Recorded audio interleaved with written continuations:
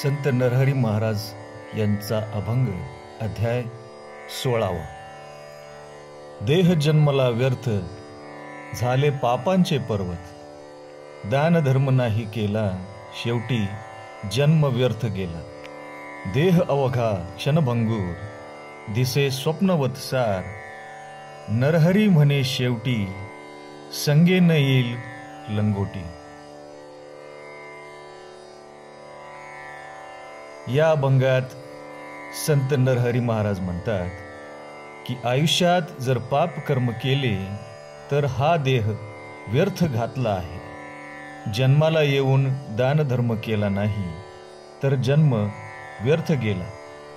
देह क्षणभंगूर आहे, कोणालाही कधीही मरण येऊ शकते।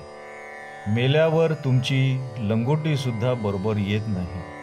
म्हणून तुम्ही आयुष्यात पाप कर्म करू नका व योग्य ठिकाणी दानधर्म करा, असे अत्यंत मोलाचे मार्गदर्शन संत नरहरी महाराज आपल्याला या अभंगात करतात।